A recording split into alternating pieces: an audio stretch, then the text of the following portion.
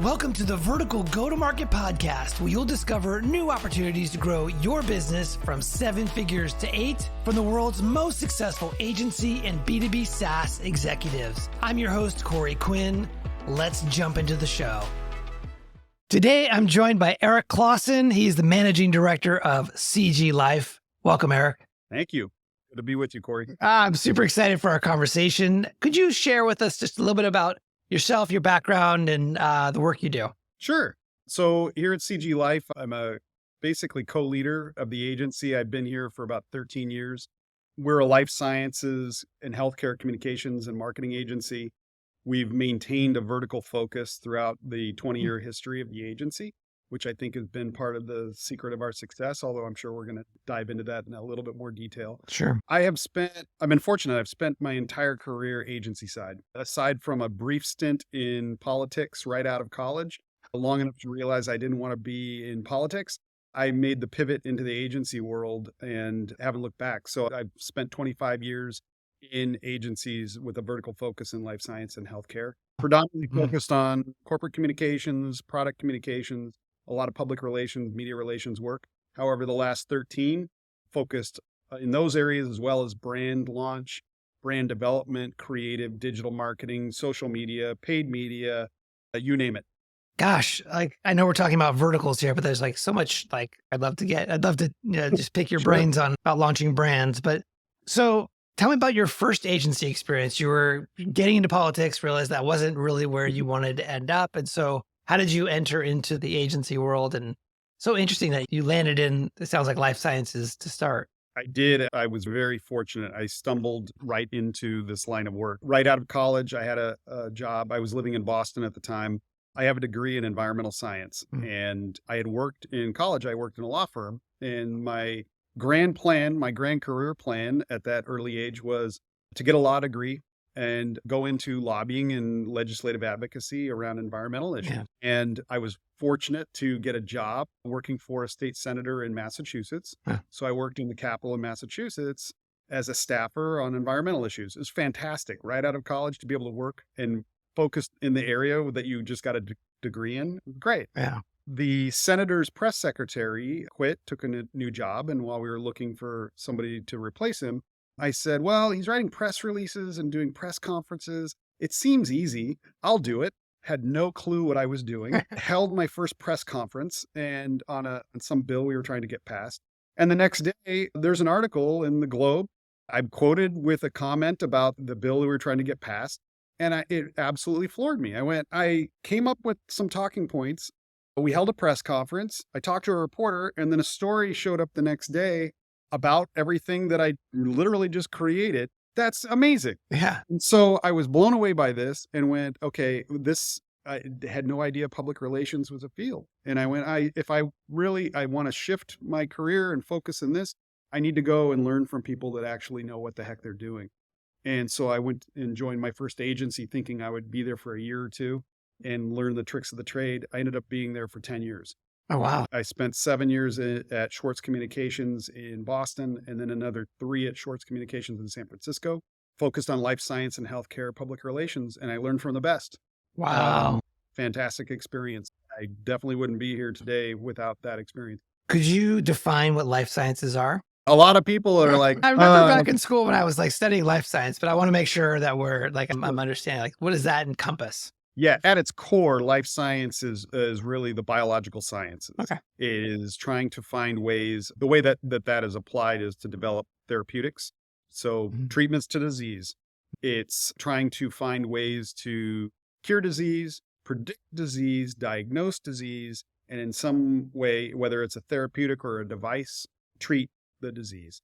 So that was one of the things that really attracted me into the vertical from the beginning. And at the start, the agency I was with also did some technology communications. And I very quickly realized I really enjoyed the life sciences and healthcare side because you're talking about patients, you're talking about real people benefiting from something versus the abstract being software or, nothing against anybody that does communications or marketing and technology. But for me, I really enjoyed being able to tell human stories. And so that's long-winded answer. That's what life Yeah. sciences is. Yeah. Basically what helps us all every day. And when you were at Schwartz, what type of businesses were your typical clients? Oh, it ran the gamut. It was a lot of medical device companies Mm. and biopharma. I think, one of the most enjoyable clients I worked on was a vaccine company. They were ultimately acquired by Pfizer. Yeah. But this was back in the mid 2000s. They were developing a DNA vaccine for influenza, specifically avian bird flu that was the scare at the time. Yeah, I This is remember. This is a decade and a half before COVID. But the whole idea about how vaccines could be developed faster and manufactured on a massive scale, it was just a fantastic story. And that campaign, we were able to get coverage all over the place. And I think I never take credit for what companies do and for their science, but we played a role in their acquisition by Pfizer. Uh, That was probably a pretty good example. That's fantastic. And it was mostly the scope of work you did. It was obviously communications, PR, helping these companies. Were they mostly sort of startup, sort of early stage companies? Were they late stage companies, everything in between? It was everything in between. Okay. It was, at times, working with startups, with early stage companies, that's fun because everything you do has an immediate impact. Maybe they have a website, but they haven't thought about, positioning for the company against competitors or what their corporate narrative is, or, what's the angle that they should take to differentiate themselves in the market. Yeah. That's great. When you're working with big companies, they have more resources. You can do a lot more, but they've already done that foundational work. Yeah. So there you're just coming in and you have a lot of firepower to be able to take what they've already done forward. It's interesting. So 10 years into this new career at Schwartz, is that when you joined CG Life? Yeah. There was about a 2-year gap in between, and it was a pivotal couple of years. So this was at that recession. So this is 2008, 2009. I had spent 10 years at the agency. I needed a new challenge. It was fantastic, and I loved the people that I worked with. I just needed a new adventure. And so I opened an office for an agency out of the UK, Life Science Communications Agency in San Francisco, and grew that to about a half a dozen people over the course of about a year and a half, 2 years. And then one day, that agency introduced me to my future business partner because we were looking at acquiring this agency. Oh, interesting. Oh, wow. Yeah. And so it was an interesting connection. And I immediately hit it off with the team. The idea would be that my agency, which was a much larger agency, would acquire it and meld it together with what I had built in San Francisco. And there was just a very big cultural difference between the two. And I realized it right away. So I actually met my business partners of the last 13 years in London, of all places. And we hit it off and we kept talking for another 6 months or so. And I realized the opportunity and the chance to work with people that you genuinely love and to do work and that you share the same agency philosophies with is pretty rare. And so I walked away from what I'd built, joined it, and I haven't looked back. It's been 13 years and it was a great decision. And what was the capacity that you came over to CG Life? Did you come in as a managing partner or did that happen over time? I came in as a managing partner and my role and responsibilities was varied. Most people that might watch this that are in agencies that at earlier stages, you have to wear so many hats. Yeah. Any given day, you're like, what is my job? Oh, yeah, I'm business development. I'm accounting. I'm operations. I'm, washing bottles in the kitchen. Whatever. Scrubbing Well, lanes. my main responsibilities out of the gate were to build up the public relations function, department, team, and offering at CG Life. Certainly business development, which is, building relationships with potential new clients, a lot of operations experience. So building up the office itself and hiring, recruiting, interviewing, finding people to join in the dream. And then just all of the agency responsibilities in between, the little things, how does this work with that? What's this person's career trajectory? This person wants to work in public relations, but they're in the marketing team. What does that look like? All of the little unsung things that go along with agency life. And at that time when you came over, how big was CG Life? Like how big of a company was it? I think we were about 20 people. Okay. Yeah. And they had been around for about 7 years by that time? About 7 years, about 20 people. Well established at that point in B2B life science. So like hardcore chemistry, tools, reagents, things for the lab. So, and I know you were in London when you met these guys. Did you stay in London or did you come back over to the States? No, I came back over. So at the time I was based in San Francisco. I happened to meet them in London because we were meeting to see how the agencies would come together. Sure. And I was traveling to London quite a bit for work with that agency. Okay. And they were all based out of Chicago. They had started an office in San Diego. They needed somebody to build up San Diego. Okay. And I went, well, if I'm going to leave San Francisco for someplace, San Diego's not too bad. Heck yes. Amen to that. And so part of your role, it sounds like, was to help to build out the business development of that. So what did you do? Like, how did you help this growing agency that had a name for itself in an aspect of the vertical? What did you do to grow? Yeah, I think it was threefold. One is bringing in some relationships with clients and industry organizations that I already had. So being able to build upon those relationships that I'd built over the years. The second part is being able to complement what they had already done within the life sciences. So there life science tools and research companies and therapeutics companies that I knew that I could bring along, and companies that they hadn't already worked with or weren't working with. And the last piece, because of the experience I had in medical devices and diagnostics, able to expand. So even though those are areas of life science, being able to move into adjacent market. So it's the same services and capabilities that those companies need, but being able to understand clinical audiences, being able to understand how patients deal with healthcare providers and payers and all of that ecosystem, being able to come in and do that, I think expanded our footprint and be able to move beyond just the traditional company. Yeah. So of these three, the first one you mentioned, just bringing over client relationships and relationships with associations and whatnot. The second one is you mentioned is the research companies, life science sort of research companies. And so those seem to me like more BD, business development, like you're leveraging your existing relationships that you'd built. But this third one you mentioned, which is expanding the reach into the medical device world, was that more just building lists and going outbound? Or like, how did you build relationships with these new businesses in the medical device world? It was partially bringing over relationships that I had with some companies and people within that space, understanding some of the influencers in that space and introducing them to CG Life. The other part is making it clear to our teams that the services that they offer, the expertise that they deliver to companies within this category also apply over here. Got it. You just have a little bit of education about how this industry works because it's very similar. So it's basically like you have a scientific sector and a clinical sector. Yeah. The clinical sector has some different rules, but more or less they care about the same thing. Ultimately, it's about building a device, a therapeutic, something that's going to get delivered to the market. Yeah. And so through all these sort of, a lot of it sounds like it's a relationship driven. How quickly did that turn into revenue, like over time? Pretty quickly. And, also keep in mind the timing. So I'm not taking all of the credit here. It's coming out of a recession. So you're talking 2010, 2011, 2012. Yep. These were years when the market came back around. So we certainly benefited from that. But, it activated pretty quickly. Also being able to, I think anytime you're able to take an agency and move into a new market, new sector, it gives you a few things. I think it gives you an opportunity to introduce the agency to new potential customers. It also allows you to look at your brand and flex a little bit and say, okay, what do we mean for this audience? So you start asking questions about your brand and about who you want to be and forecasting that. So we actually, in those years, we went through a little bit of a repositioning, a rebrand of the agency. Sure. And we've done that once since, and we're actually in the throes of doing that again now. Yes. And we'll get to it, but I know that you guys recently hired your first CEO, and we'll talk a little bit about that transition, which is super exciting.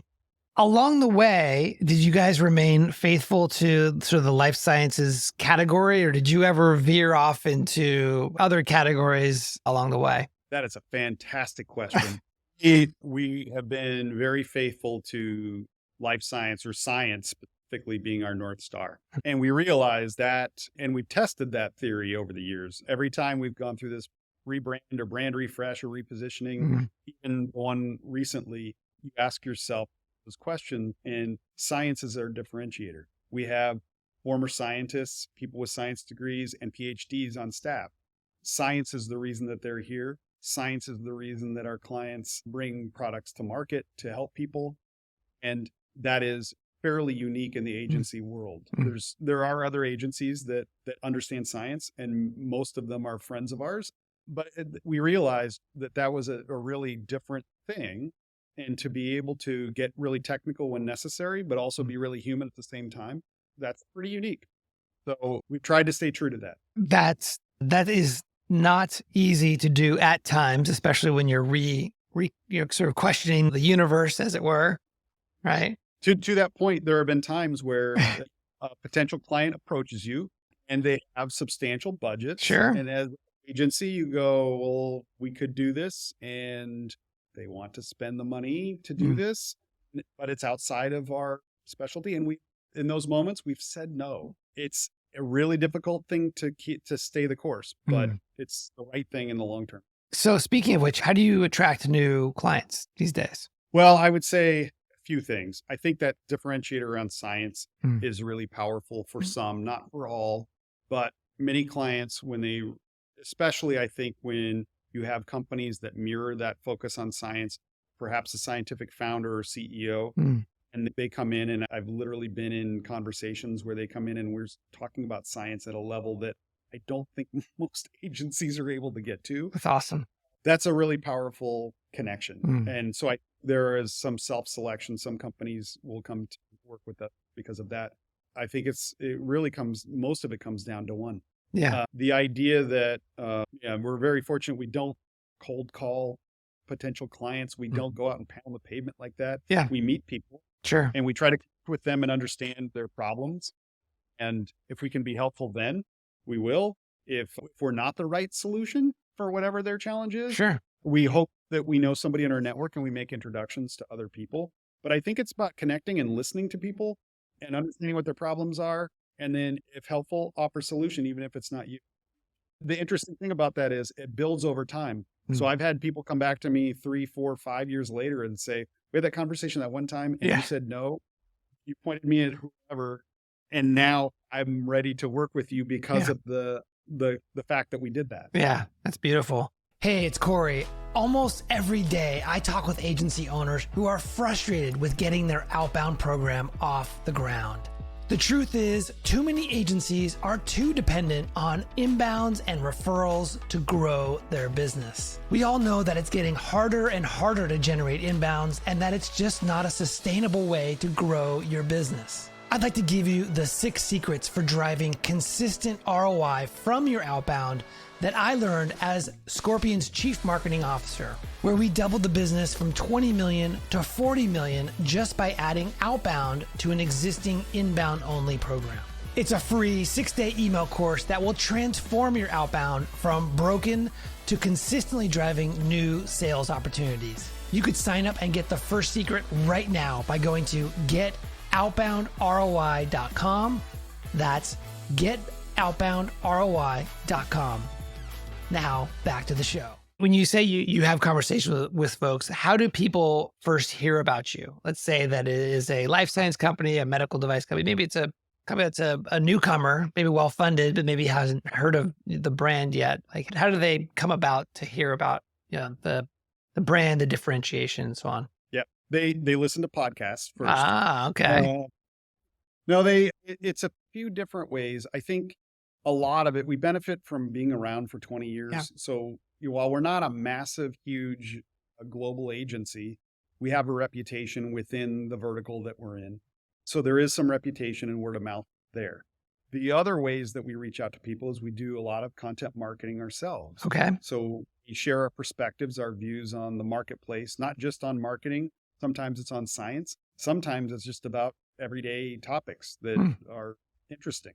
And so people consume our content, and then, again, they may not say, oh, I need to hire this agency that day, but it plants a seed, and then a conversation happens 6 months later. Yeah. There are some cases where we reach out to companies specifically but it's usually where we go, that's a really cool company. We would like to work with them. Yes. And we know something about them, or maybe we worked with a competitor in the past, and we'll reach out, introduce ourselves. What type of content marketing do you do? You mentioned that you are somewhat vocal with your point of view and your perspective on things, which I love. I'd love to learn more about what your point of view is in general, but you could share. But then just in addition, What type of content marketing channels are you investing in to help build awareness? Sure. Well, because we're predominantly a B2B agency, LinkedIn is home base. We produce a lot of our own content via blogs. We then amplify that content through our social media channels, LinkedIn being the primary one.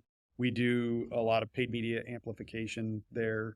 We also invest in search. However, and that actually does generate, I would say investing in search tends to help early stage agencies. Our buyer tends to be a little bit more sophisticated isn't the right word because I think that does disservice to it. It's a little more complex. And so they're not necessarily finding us, type in life science marketing agency, and then they reach out to us. These days, it tends to be somebody that is going to follow us for a little while and then reach out and consider us for an RFP for the coming year. Yeah. So that whole cycle, that relationship building is a longer time. Have you guys launched a newsletter? Is that something you guys have explored? Yep, we do newsletters. We're in the process right now because we're going through this effort to rebrand and reinvigorate some of our marketing channels. Yeah. We've done newsletters, quarterly newsletters for a long time. Yeah. We're about to relaunch that beyond the folks that know us. Yeah. And so in 2024, we'll be kicking that off with a lot more content around digital marketing, where AI is going within the marketing world, and our views on life science and communications. That's awesome. And did you mention that you have a podcast? We don't. Okay. However, that is also on the docket for 2024. That's awesome. I can't be more excited. That's great. It's something we've talked about for years. And quite frankly, our vantage point, maybe this sounds like a cop-out, but we said, if we can't do it really well, then we're not to do it. Don't do it just because you feel like you have to. Right. We certainly don't want to do one where we just talk about us. Right. So we're in the process of launching that. That's awesome. What I've found just personally and professionally is that there are more podcast production resources available of all shapes and sizes and flavors and everything else that you'd ever want these days. It makes it so simple to be able to get your voice out there on the podcast. So I love that. That's great to hear that you're doing that. I think there's an appetite for it. I think, maybe it's an effect from the pandemic. I don't know, but people, myself, but others, I think we all consume content all the time through podcasts. Yeah. I think it's era. And like any other good content marketing, if it's helpful content, maybe it's educational, maybe it's entertaining for a specific audience, it's just, it's a very powerful tool. A lot of the folks that I've interviewed here on the show have shared that their podcast eventually becomes their number one source of new qualified leads. I believe it. Right? I do believe it. Yeah, that's awesome. And so do you guys employ a sales team, or is it mostly yourself or the other partners there who help to close deals? So once upon a time, it was basically partner relationships to build it. About 3 years ago, we made a shift and we had an internal hire. We installed a VP of business development, somebody who's been with the agency for 16 years, Todd Kuna. He's fantastic. He has basically been in every role in the agency, led, accounts, and has worked with clients. He comes from a science background. And so is very good at that kind of consultative relationship building, and he knows the industry really well. So we're very fortunate to have that. That's great. Person. I work really closely with Todd on business development, and then we brought in just this last year a business development manager to be able to support that. And now we're sort of expanding that function as we scale and grow to bring in other people. But I think our philosophy is building relationships and listening. And that is a very specific skill set to be able to do that and understand the industry. Yes. And not just sell for the sake of selling. 100%. That's a big differentiator, right? Like a lot of agencies aren't able to do that. Speaking of relationships, I think you mentioned before, but are there specific associations that make a lot of sense for you guys to be involved in your industry? It's a great question. We've belonged to or participated in a lot of different associations. So for us, it's sort of two different flavors. You have the industry associations tied to our customers' markets. So life sciences and healthcare associations. And we have belonged to and participated in those that are more regional, kind of state by state. Or there are more marketing and communications focused associations. So currently we're involved in SAMPS, which is the Sales and Marketing Professionals in Sciences. Oh, interesting. I've never heard that one. Yeah. Very vertical. It's basically marketing and sales leaders within the life sciences. If you look at the membership and those that are the leaders of that organization, some are our clients, some are our past clients, some might be our future clients. Sure. And many of our peers are involved in that as well. And as it relates to the industries that your clients are members of, like how has that played a role in your ability to build awareness? Have you guys, you sponsor, do you do things like, trade shows, conferences, those type of things? Great question. Yeah, we do attend and we speak at and present at conferences. Many of them are association driven, and that is a fantastic platform.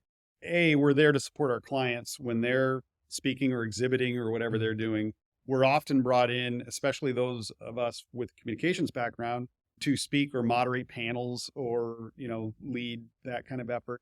And then certainly managing and attending receptions and the parties and gatherings that are associated with those conferences, which is a great networking opportunity. Yep. 100%. I think the big one, there's a big one coming up, JP Morgan Week in January, which is like the Super Bowl of the cross section between venture capital and life science and healthcare taking place in San Francisco for a week of conferences, sessions, meetings, and receptions. A couple months ago, we attended the Cell and Gene meeting in San Diego, also called Meeting on the Mesa. It's put on by the Alliance for Regenerative Medicine.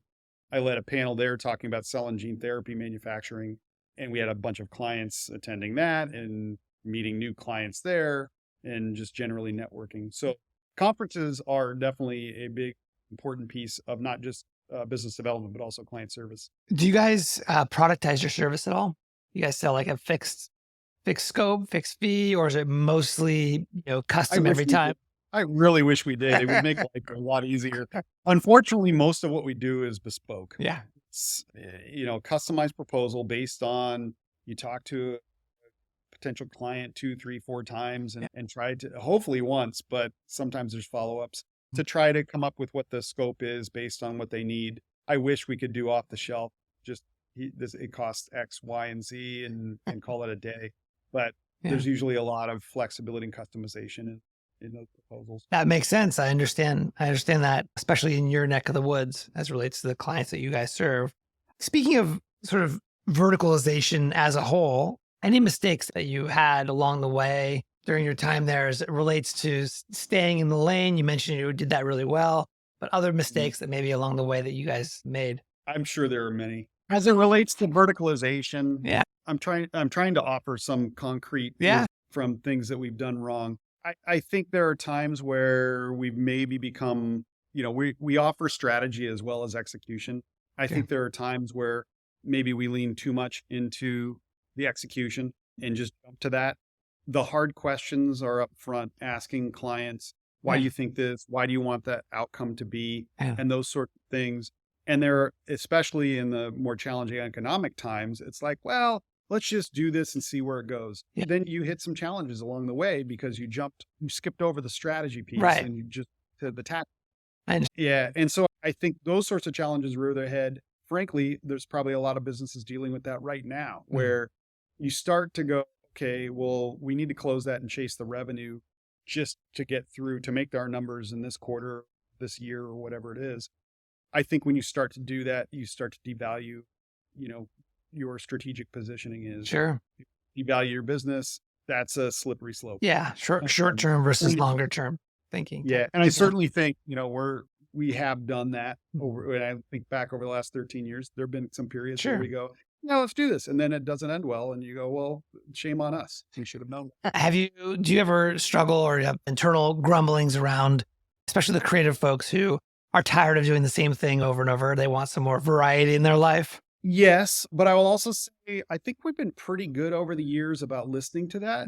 I would say our culture has been, again, I guess we have 2 North Stars, science and our culture. We've had a culture that listens to people wanting to try new things. We're a very entrepreneurial group. If somebody has a great idea, no matter who it is, they will find an audience to hear it. It doesn't mean that we're necessarily going to fund or follow that idea, but we might, and we have.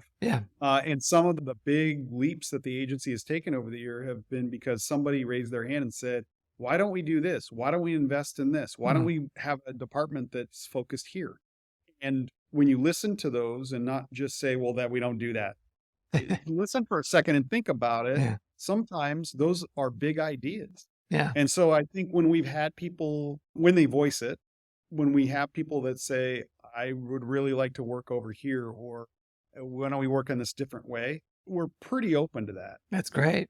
That sounds like a Yeah. great culture. I've heard of agencies that have to who are very verticalized, sometimes will struggle with that and then don't have a lot of clarity about how to see through that. So Yeah. yeah. It's tough, right? If you're a 5 or 6 person agency, that's a different proposition than when you're an 80-person agency. Yeah. You don't have necessarily the flexibility to move somebody from one role to Yeah. another, or Yeah. to start a new department or team, or bring in some new technology. Yeah. But as you scale and grow, I think agency owners, leaders have to listen to their team and give them opportunities to grow, or support them when they move on to Yeah. some new opportunity, because they have an itch that they're looking to scratch. Yeah. So, as you've been sharing, I'm putting together this mental picture. You guys have done this, have built a great brand. You're differentiated. You're deeply focused on the science aspect of what you guys are doing. You have a great culture. You're doing great with associations and conferences and content marketing. You're leaning more into that. And so you built this great company.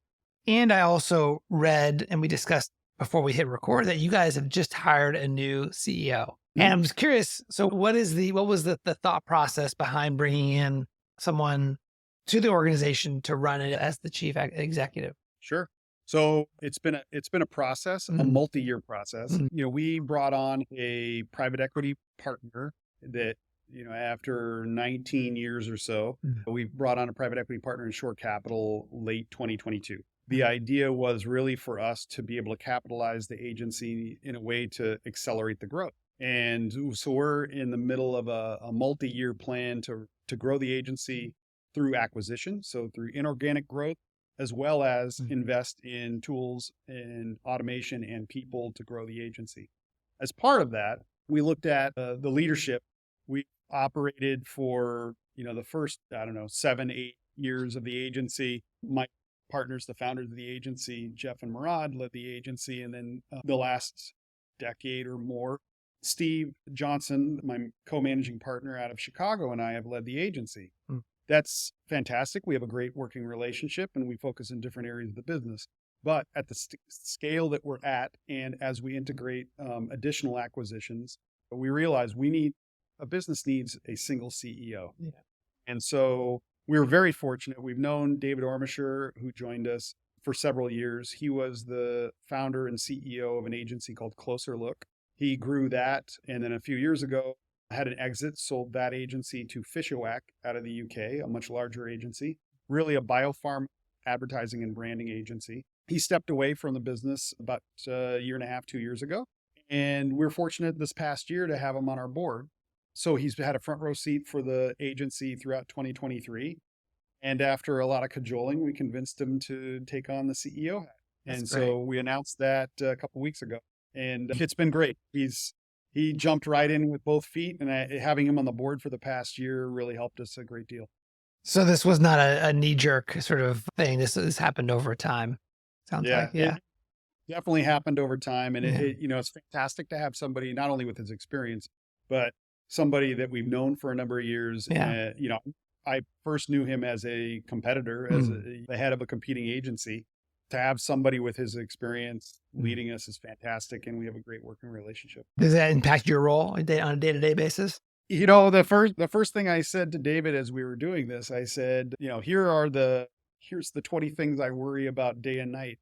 What do I not need to worry about? And said something to the effect of, keep worrying about those things because I worry about those things. So, I think we're continuing. My focus remains in the growth of the agency. Growth means not just business development. It also means building relationships with other businesses that are potential partners. It also means finding potential companies that want to bolt on and join us on the platform on this ride. Yeah. And also finding people that want to join the agency and grow with us. Yeah. And so have you made any acquisitions since the private equity funding? We're very close since we brought on our private equity partner, we're very close, and we're late stages with 2, actually. That's exciting. We actually did 2 acquisitions prior to private equity that we self-funded. Great timing. We did one at the end of 2019 and another one March of 2020. And on the eve of COVID, we acquired an agency out of Colorado. They're called The Market Element. They're essentially focused on startups. So being able to provide a full range of services for startup life science companies, and they can have continued to operate that way. The other was a firm out of Philadelphia that we acquired, a public relations firm called McDay. Very fortunate to bring apart. We already had a PR team, but able to double the size of the PR team overnight. And the leader of that agency, Susan Stipa, is our EVP of public relations. So we were able to find, a senior leader at acquisition. Any quick lessons learned or insights having been through to now, let's say an agency owner who's looking to acquire another agency? What are maybe some things that you learned along the way? I would say foremost, it's people first. It's you're going to be working with these people all of the time. Be like-minded with them because you're going to spend a lot of time thinking with them. And so find people that you can work with and live with. I think the other thing is it should always be additive if you're looking at an acquisition.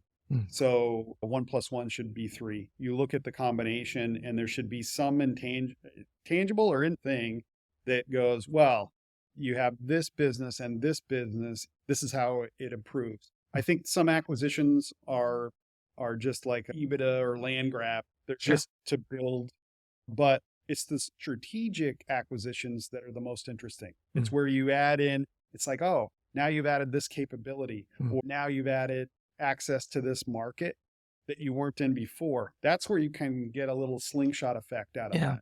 Yeah, that makes sense. So I'm going to start wrapping up here. I've got 2 more questions for you. First one is, what would you say to someone, maybe the younger version of Erik, who was in life sciences, but maybe thinking about diversifying their agency to a bunch of different things, or maybe they're already doing a bunch of different things and they're thinking about focusing in on a single vertical? What would your advice be to that agency owner who is interested in verticalizing? I would say that specialization of going vertical dramatically increases the value of your business. That may be tempting to generalize, but the specialization within a niche or a category increases the value because your competition is reduced. You develop understanding and expertise that your clients are looking for. So you might be able to be as deep in their industry as they are, which makes you an invaluable partner. Yeah. So I would absolutely recommend that. I would also counter that in, career advice I had early on was when times are challenging, you generalize. When times are good, you specialize. And I think that is still true. There's a degree of flexibility there. So generalize a little bit, be more flexible, during those lean times. Maybe I'll step a little bit outside of the box, but maybe a toe, not a foot. Right. But that verticalization creates a lot of value. I had not heard of that, but I like it. I like that concept of the generalization versus specialization. I would say maybe if you're in life sciences, maybe generalized to maybe healthcare, but still in the same kind of general category, right? You're in the same scene. Beautiful. Last question for you today, Erik. What's your motivation? Oh, that's a great question. I think it's learning. And I don't mean necessarily educational learning, although it could be that. I think one of the things that drew me to CG Life was the idea that you should grow personally and professionally at the same time. That learn new things, try new things, pick up guitar, be awful at it. It's okay. Challenge yourself. And that applies to business too, because through that, you learn what you're good at, what you're bad at, and what you're mediocre at. Yeah. And so I think that motivation, that desire to learn new things drew me here. It drew me outside of just focused on communications and public relations to understand how digital marketing works, how the creative process works, how these other things can complement what I already had learned and knew. So I think constant learning and that self-discovery, that motivates me. That's awesome. It never ends, does it? It shouldn't. Awesome. Well, where can people reach out to you if they want to connect with you, they want to chat with you, maybe have some follow-up questions for you? What would be a good place for them to do that? Sure. They can certainly visit cglife.com. Find me on LinkedIn. It's probably the best place to find me. Erik Clausen, really easy to find me. Erik with a K. Awesome. Well, thank you so much for joining, Erik. Really appreciate that. It's been a great conversation. Yeah, likewise. Thanks for having me, Corey. All right, folks, that's it for today. I'm Corey Quinn, and I hope you join me again next time for the Vertical Go-to-Market Podcast. If you receive value from the show, I would love a 5-star rating and review on Apple Podcasts. Thanks, and we'll see you soon.